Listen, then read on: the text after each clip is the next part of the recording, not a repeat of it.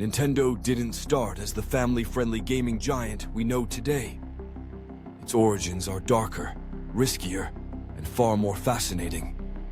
From crafting illegal gambling cards for the Yakuza, to betraying Sony and sparking the PlayStation revolution, Nintendo's rise was anything but family-friendly. So how did a company that nearly went bankrupt 3 times become the most iconic name in gaming? The gambling roots, 1889 to 1949. In 1889, Fusajiro Yamauchi opened a small shop in Kyoto, crafting Hanafuda, beautiful, hand-painted playing cards. But Japan had banned cards for centuries due to their ties to gambling. The Yakuza, Japan's infamous mafia, became Nintendo's biggest customers, buying fresh decks for underground casinos. Fusajiro's company thrived, but when he retired in 1929, he had no son to inherit the business. So, following tradition, his son-in-law took over. Decades later, history repeated. His grandson, Hiroshi Yamauchi, a 21-year-old law student with no business experience, was suddenly handed control in 1949. His first move? Firing every family member at Nintendo to prove he was in charge. From instant rise to near bankruptcy, 1950s to 1970s, Hiroshi dreamed of global expansion. He licensed Disney characters for Nintendo's cards, making them family-friendly.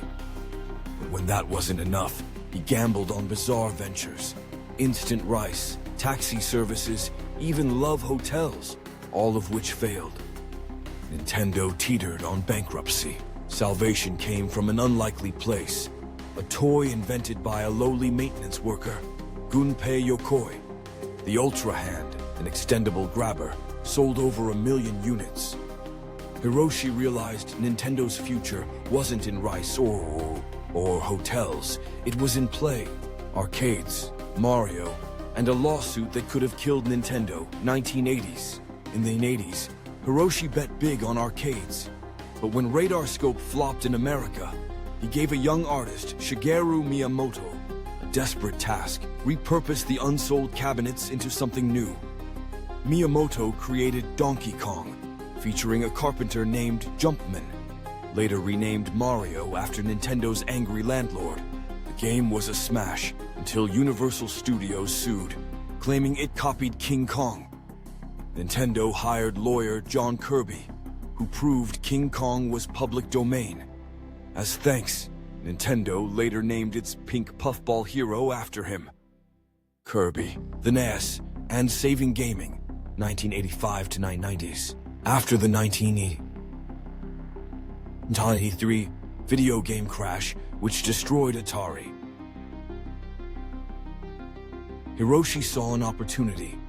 He launched the Nintendo Entertainment System, NES, with Super Mario Bros. A game so addictive, it revived the entire industry. But competition came fast. Sega attacked Nintendo with edgy ads, claiming Genesis does what Nintendo don't. They even created Sonic the Hedgehog to rival Mario. Then, in a shocking betrayal, Sony, who Nintendo had partnered with for a CD-based console, was secretly dumped for Philips. Enraged, Sony built its own console, the PlayStation, which crushed Nintendo's N64, the Wii, Switch, and Nintendo's comeback, 2000s today. By the 2000s, Sony and Microsoft dominated. Nintendo's GameCube flopped. But then, new CEO Satoru Iwata made a radical decision: stop competing directly.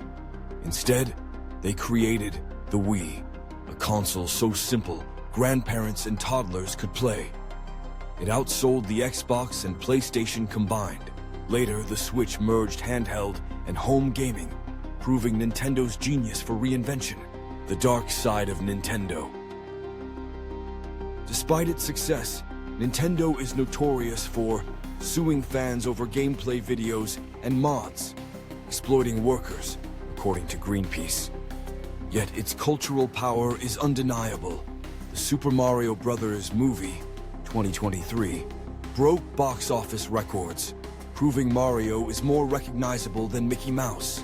From Yakuza cards to near bankruptcy, from courtroom battles to global dominance, Nintendo's story is one of wild gambles, ruthless decisions, and unforgettable creativity. And through it all, one truth remains. Nintendo doesn't play games, it reinvents them. What's your favorite Nintendo memory? Was it the first time you beat Bowser?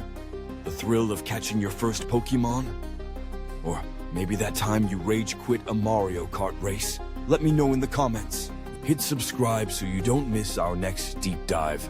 We've got wild tales about Sony, Sega, and the secret wars behind your childhood consoles.